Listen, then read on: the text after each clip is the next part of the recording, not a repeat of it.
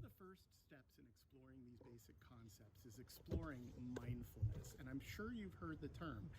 It's a term that is a hot topic, and being mindful is extremely important. And I'd like to explain to you how it works.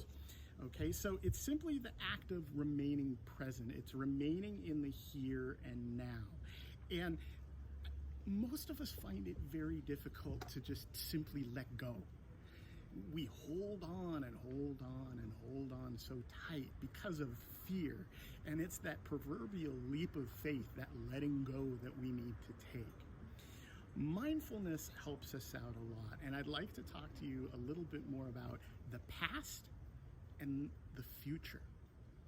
So commonly what happens is if we concentrate on the future, we invoke fear, we invoke that unknown, and we live in a state of anxiety.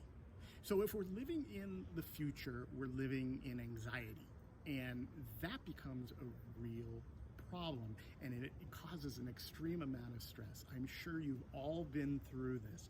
And if you find yourself, these are the people, what if this, what if that, what if this?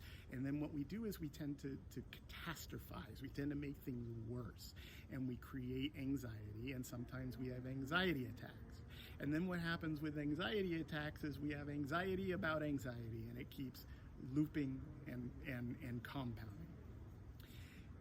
If we live in the past, we live depression. We're constantly living in the past, we're having regrets. Remember the 6 principles about not living in regret. We live in regrets, and what happens is we wind up depressed. It's a common phenomenon for people to loop. They become anxious, they go to the past, they become depressed. They become anxious, they go to the past, they become depressed. They become anxious, and they keep looping and looping and looping. And I see this consistently with my therapeutic clients. I see this all the time. I'm depressed, I'm anxious, I'm depressed, I'm anxious. And what happens is they're looping. So I'm going to teach you a really, really nice visualization exercise. And this visualization exercise will literally help you pull from the loop. And where do you want to be? If you don't want anxiety and you don't want depression, where do you want to be? You want to be present. That's right. You want to be present. You want to be here and now. And that's what's called mindfulness.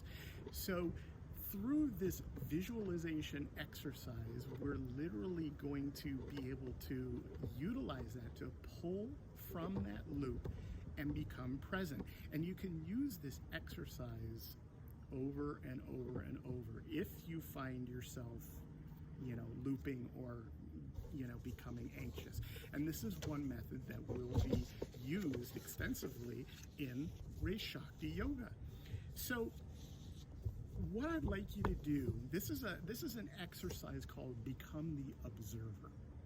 And what I'd like you to do is I'd like you to pick out one item in the room. And you'll notice in the book I use a guitar. Okay, but pick out one item in the room. It may be a clock, it may be a wall, it could be anything that you want that you feel comfortable with. And describe it in detail. I'm going to give you an example here before I go ahead and have you practice. But in the case of a guitar, we don't want to just, it has strings, it's a guitar. That's not deep enough. What we want to do is find every nuance, every detail in that guitar. It's round, the shadows cast through the strings make a noise, the strings are long, they're metal, there's dirt on the left. It's picking out every detail of that object, and that's extremely important. And we continue to pick out that detail. We can do this verbally, we can do this internally, or we can do this in writing. And in this particular case for practice, I want you to practice both.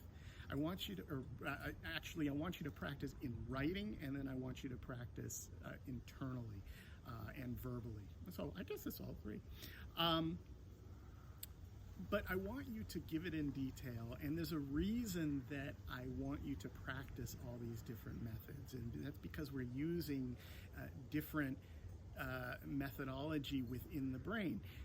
There is proof that when you use the brain and it comes through your hand and you actually write it, it processes better. So it's a matter of process. Some people process auditory, some people process vision. So if you say it verbally, it's actually going out your mouth and into your ear.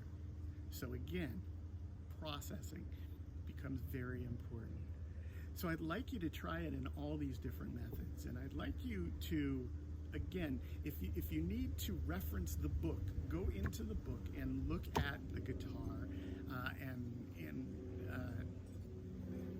look at what I'm talking about. I want you to just take a moment, maybe the next 30 minutes.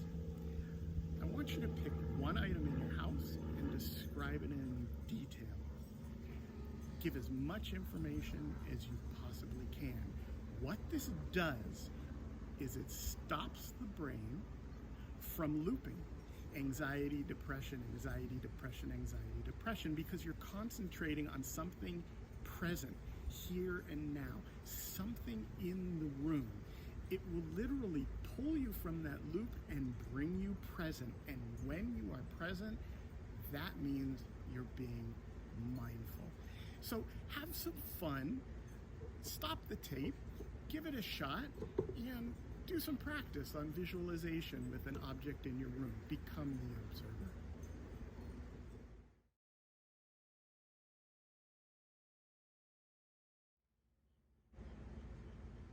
Well, welcome back from your mindfulness strategy. What I'd like you to do at this point is I'd like you to reflect on your experience. In your workbook, you'll find a reflection worksheet.